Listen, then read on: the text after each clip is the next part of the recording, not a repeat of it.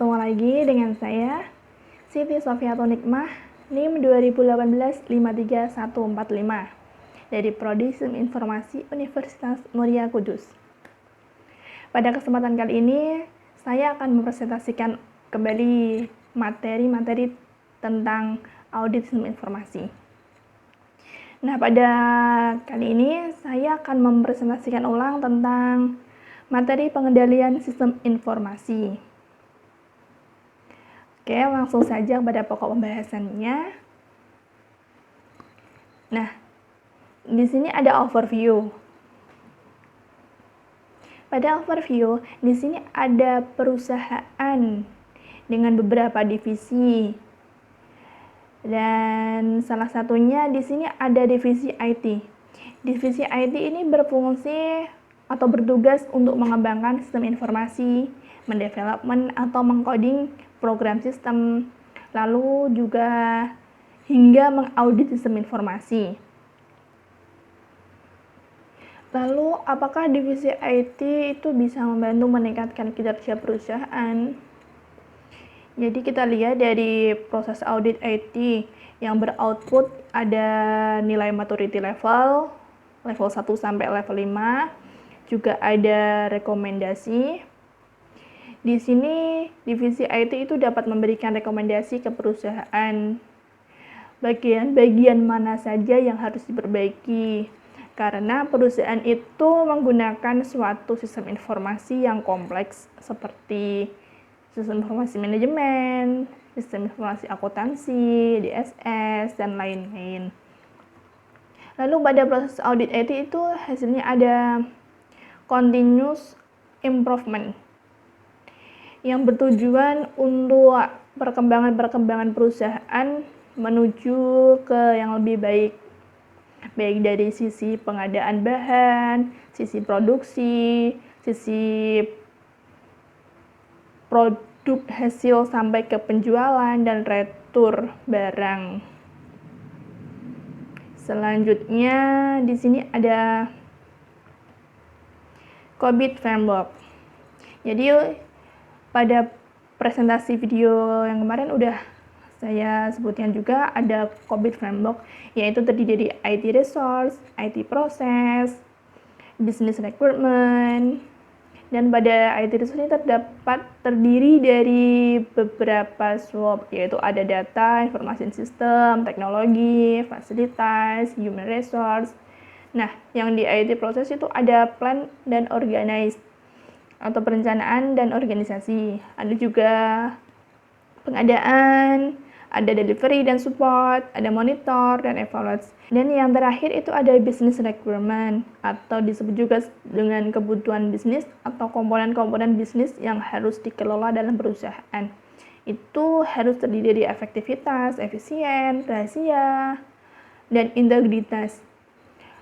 Ketersediaan juga harus terpenuhi, pemenuhan, lalu kehandalan informasi. Selanjutnya, 4 domain dalam COBIT.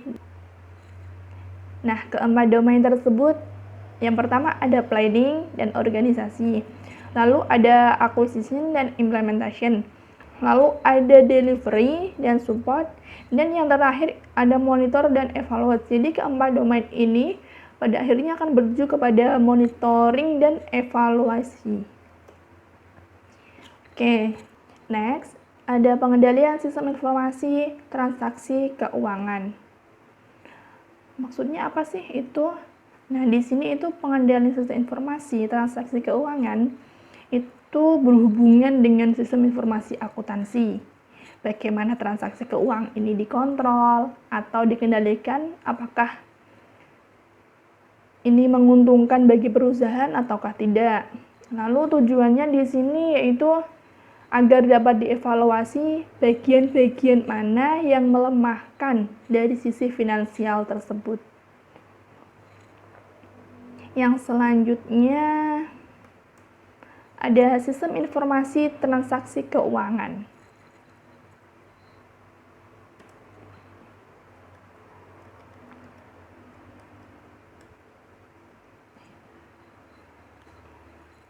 Next. Nah, Sistem informasi transaksi keuangan. Jadi di sini itu sistem informasi yang digunakan untuk proses keuangan atau pendataan keuangan. Sistem ini bisa berupa sistem informasi akuntansi dan hanya sistem transaksi keuangan. Lalu ancaman-ancaman atas sistem informasi akuntansi. Salah satu ancaman yang dihadapi perusahaan yaitu ada yang karena bencana alam seperti kebakaran atau panasnya berlebihan, banjir, gempa bumi, atau badai angin, dan perang. Lalu ancaman yang kedua bagi perusahaan adalah karena kesalahan pada software dan tidak berfungsinya peralatan, seperti kegagalan hardware, kesalahan atau dapat kerusakan pada software, kegagalan sistem operasi, atau gangguan fluktuasi listrik, serta kesalahan-kesalahan pengiriman data yang tidak terdeteksi. Ancaman selanjutnya, ancaman yang ketiga bagi perusahaan meliputi dari tindak yang ketidaksengajaan seperti kecelakaan yang disebabkan kecerobohan manusia atau kesalahan tidak disengaja karena teledor, kehilangan, atau karena kesalahan logika. Dan yang terakhir ada sistem yang tidak memenuhi kebutuhan perusahaan. Lalu ancaman yang keempat atasnya yaitu bisa karena tindakan disengaja seperti sabotase, penipuan komputer, atau penggelapan. Jadi itu tidak baik ya. Jadi dalam perusahaan itu harus benar-benar hati-hati. Lalu, mengapa ancaman-ancaman sistem informasi akuntansi dapat meningkat? Itu karena peningkatan jumlah klien atau server memiliki arti bahwa informasi tersedia bagi para pekerja meningkat. Oleh karena LAN dan sistem klien atau server mendistribusikan data ke banyak pemakai. Jadi mereka lebih sulit dikendalikan. Lalu, WAN. Di sini memberikan pelanggan dan pemasok akses ke sistem dan data mereka satu sama lain yang menimbulkan kekhawatiran dan dalam hal kerahasiaan. Jadi perlu diperhatikan kehati-hatiannya dalam perusahaan menjalankan kegiatannya. Lalu, maka dari itu dibutuhkan pengendalian internal. Nah, apakah definisi dari pengendalian internal itu? Jadi, pengendalian internal adalah rencana organisasi dan metode bisnis yang dipergunakan untuk beberapa kegiatan yang meliputi untuk menjaga aset atau memberikan informasi yang akurat dan andal, lalu bisa mendorong dan memperbaiki efisiensi jalannya organisasi, serta mendorong kesesuaian dengan kebijakan yang telah ditetapkan. Selanjutnya, pengendalian sistem informasi. Jadi, di dalam pengendalian sistem informasi ada 4 prinsip keandalan sistem yang harus diterapkan. Salah satunya yang pertama ini ada ketersediaan. Jadi, sistem tersebut tersedia untuk dioperasikan ketika dibutuhkan. Lalu yang kedua ada keamanan, di mana sistem dilindungi dari akses fisik maupun logis yang tidak memiliki otorisasi. Yang ketiga, dapat dipelihara, yaitu sistem dapat diubah apabila diperlukan tanpa mempengaruhi ketersediaan, keamanan, dan integritas sistem. Yang terakhir, ada integritas. Di sini meliputi pemrosesan sistem yang bersifat lengkap, akurat, tepat waktu, dan diotorisasi. Yang selanjutnya yaitu kriteria yang digunakan untuk mengevaluasi prinsip-prinsip keandalan. Jadi di sini ada 3 prinsipnya. Yang pertama mengenai entitas mempunyai tujuan kinerja. Apa maksudnya? Jadi kebijakan dan standar yang telah ditetapkan atau didokumentasikan itu telah memenuhi tiap prinsip keandalan. Yang kedua, ada entitas menggunakan prosedur, menggunakan orang, menggunakan software, dan data atau infrastruktur untuk mendapatkan sesuai kebijakan dan standar yang telah ditetapkan. Nah, yang ketiga ada entitas mengawasi sistem dan mengambil tindakan untuk mencapai kesesuaian dengan tujuan kebijakan dan standar, atau untuk setiap prinsip keandalan.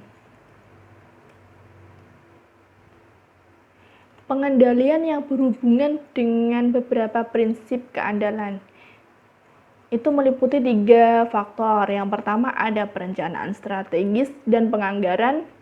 Yang kedua meliputi mengembangkan rencana keandalan sistem. Dan yang terakhir ada melaksanakan dokumentasi. Selanjutnya mengenai pengendalian yang berhubungan dengan beberapa prinsip keandalan. Jadi di sini dikelompokkan menjadi 3 kategori dasar. Yaitu yang pertama ada dokumentasi administratif yang meliputi dengan mendeskripsikan standar atau prosedur untuk pemrosesan data. Yang kedua ada dokumentasi sistem.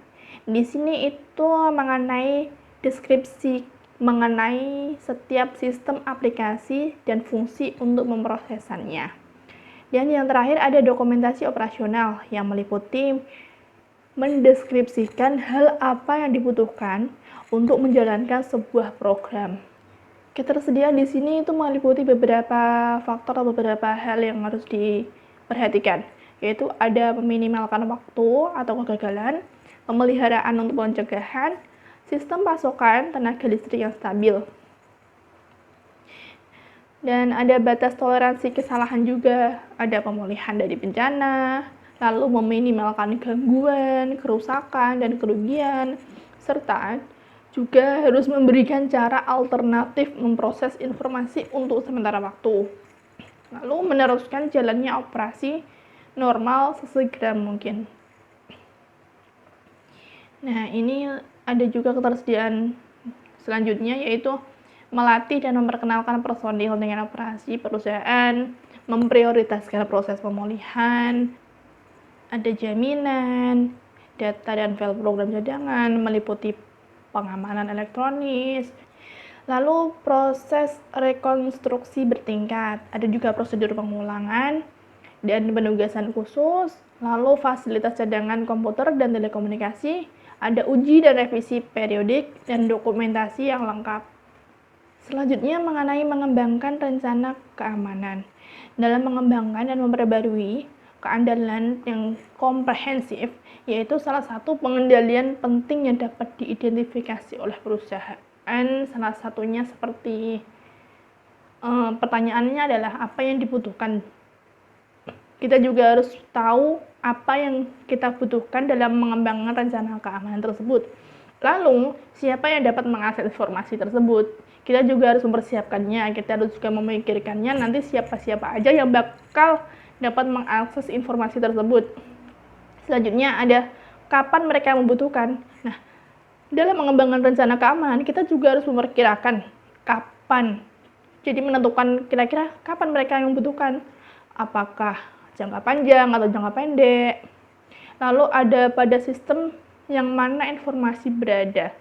Di sini maksudnya itu sistem mana yang benar-benar butuh kita kembangkan dalam keamanannya tersebut. Jadi kita tidak sembarangan dalam menentukan sistem-sistem mana yang harus kita kembangkan. Jadi kita tentukan dulu, kita rencanakan dulu dari awal semuanya dalam mengembangkan rencana keamanan tersebut. Oke, materi presentasi pada Zoom ini sudah selesai. Saya ucapkan terima kasih. Saya mohon maaf sebesar-besarnya apabila ada perkataan atau penyampaian bahasa yang saya kurang baik atau kurang berkenan.